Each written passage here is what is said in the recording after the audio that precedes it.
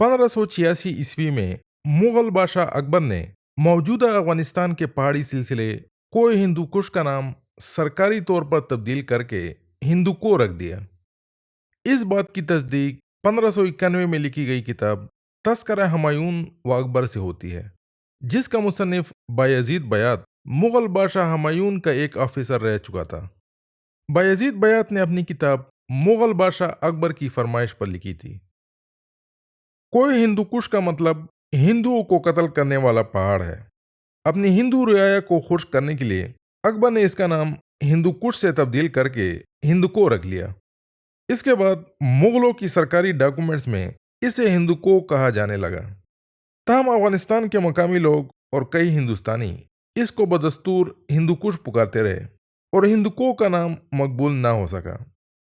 चूंकि 17वीं सदी की कई किताबों में हिंदू को का नाम आया है, इसलिए इन किताबों को पढ़कर आजकल बाज हिंदुस्तानियों को ये खुशफहमी हुई है कि शायद हिंदू को इस पहाड़ी सिलसिले का ओरिजिनल और कदीम नाम था। इसकी वजह यह है कि बहुत कम हिंदुस्तानी बायजीद बयात की किताब से वाकिफ हैं, क्योंकि इसका तर्जुमा ना होने की वजह से ये उनको दस्तयाब नहीं था। बायजीद बयात की किताब में साफ लिखा है कि हिंदुको का नाम 1586 ईस्वी में वजूद पजीर आया और इसका पुराना नाम हिंदू कुश था। 1586 से पहले किसी भी सोर्स में हिंदुको का नाम इस्तेमाल नहीं हुआ। हिंदू कुश का वजह तस्मिया मशहूर अरब सयाह इब्न बतूता अपनी किताब में बयान करता है। इब्न बतूता 1333 ईस्वी में कंदूज से अंदराब जाते हुए हिंदू कुश से गुजरा। वो लिखता है कि हिंदू कुश से मुराद हिंदुओं को मारने वाला पहाड़ है, क्योंकि हिंदुस्तानी गुलाम और लोंडियां यहाँ शदीद बर्फबारी और सर्दी की वजह से बहुत बड़ी तादाद में मरते हैं।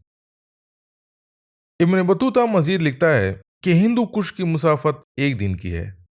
वो कंदूज से अंदराब जाना चाहता था, लेकिन सर्दियों में हिंदू कुश को क्रॉस करना बहुत मुश्किल था, इसलिए उसने गर्मियों तक इंतजार किया।